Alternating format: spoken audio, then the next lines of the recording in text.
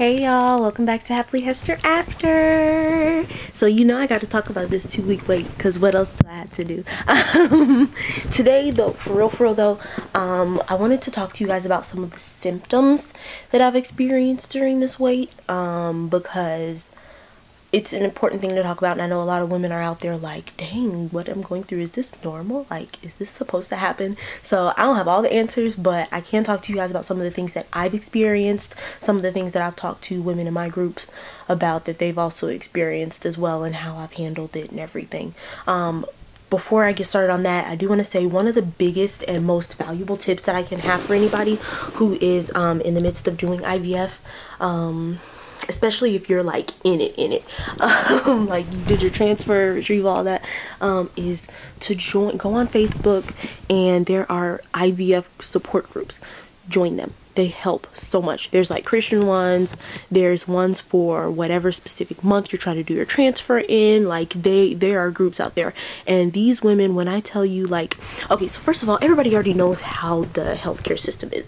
Doctors, for the most part, they schedule you in for 15 minutes of their day, and that's pretty much it. When you have a random question at 2 a.m., you're not going to call your doctor and be like, oh my gosh, please answer my question. They're going to be like, girl, stop. Honestly, with this whole coronavirus thing, for a minute there, my doctor's office didn't even answer calls. They literally had a thing on their voicemail. They said, leave your information and we'll call you. We already know how all that works. So having a group of people who most of them have already gone through this, or maybe even if they're going through it for the first time, they're experiencing the same things, it can bring a lot of peace to your mind. Or maybe the question that you have, they've already asked their doctor about last week, so it helps so much. Oh my, like that is probably one of my biggest tips. I made a video a while ago about tips for preparing for IVF. That's one that I left out, but that's super important, is to join those groups. But anyway, symptoms during the 2-week wait. So one of the biggest things that I have noticed, honestly, I haven't had any of that, like, sorry, I'm trying to make sure that it's focused on me. I haven't had any of that, like, spotting. They warned me about it after the transfer, and people were talking about it in my groups and stuff online, and I haven't had any. So I take that as a good thing. It's not a bad thing if you don't have spotting. Not everybody experiences spotting, even in a normal pregnancy. My husband probably knows the percentage off the top of his head because he just enjoys stuff like that. Okay, let's take a sidebar real quick. You guys, we are driving in the car the other day, and I'm trying to listen to jams because that's what you do when you're driving in the car for more than 10 minutes. I go to plug my music in, and this man is listening to a podcast. Not a fun podcast. Like, he was listening to a podcast about, like, genetic. He was listening to something weird and boring, and I went to sleep. Just a sidebar. Just something I needed to share because I was like... Anyway. Yeah, so I haven't had any spotting. If you don't have any, it's a completely normal thing. Don't worry. If you're not feeling many symptoms at all, and that's what a lot of the women in my group have been talking about, and honestly, if I'm really on top of things, I don't really have any symptoms, especially on days like 1 and 2 after transfer. I did start noticing that, like, if I'm not on top of it, and if I go too long without eating, I get nausea. And sometimes heartburn. My body is like, girl, now it's been more than 2 hours since you ate. Yes, and the days have passed where I can eat every 5-6 hours. My body is like, listen girl, I don't care if you just have a snack, but you need to put something up in here because we are hungry. So I'm like, okay, time to eat. Like, I literally almost feel like I need to set an alarm in my phone to eat every 2 hours. So, and yeah, I've had the appetite to match it though. So I have been really hungry. I've noticed that, like, when I eat, I don't really get full, like, unless I eat a lot. But, like, for the most part, I'm not getting that full feeling. Like, before you can eat a little bit and then you'd be full and you'd be like, man, I gotta go. No, like, I can just, like, keep eating, and I'm like, I have to stop myself. I'm like, listen girl, that's too much. So hunger, nausea if I miss that hunger, and sleepiness. But honestly, the sleepiness and even some of the nausea I had just with doing the medication I had before we even did the transfer, just from the progesterone and what is the other thing called, estrogen. Those are the only two that my doctor told me to keep taking after transfer. So but those gave me kind of the same side effects. So really, I'm a part of that group that's not really experiencing a lot right now, but I'm not letting it freak me out because there are, like I said, other women in my group that are experiencing the same thing. But what I am experiencing, and if you're experiencing it, it's normal. Now, I do want to talk about something that I'm experiencing as a result of my injections.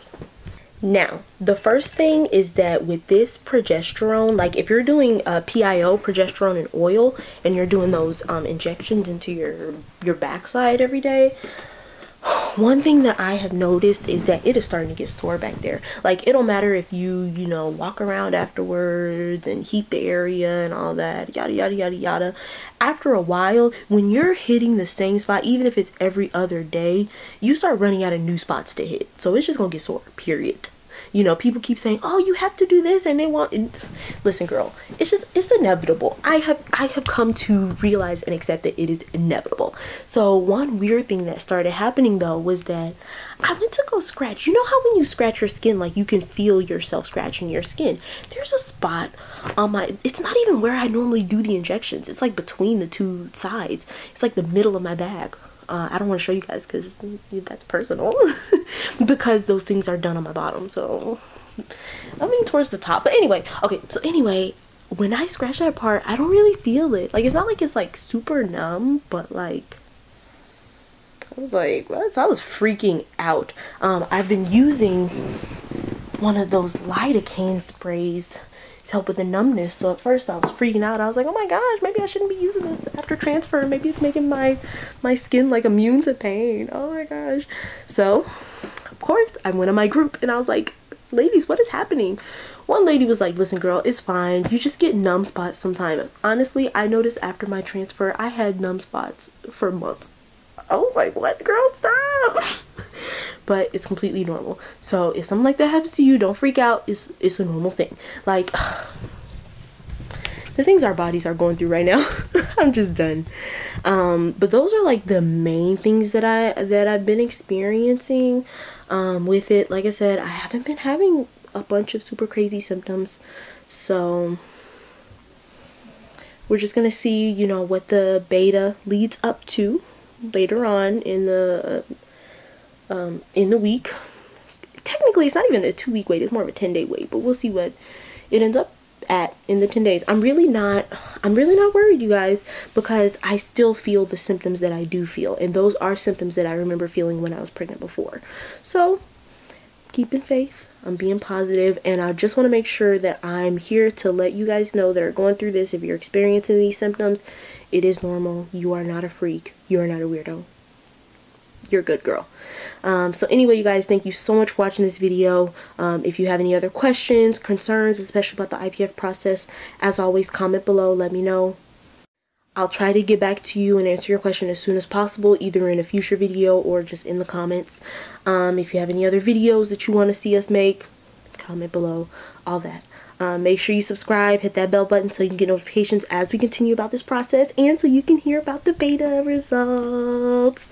But yeah, that's it. Just remember, God is good all the time, and all the time God is good, and Lord willing, I'll see y'all next time.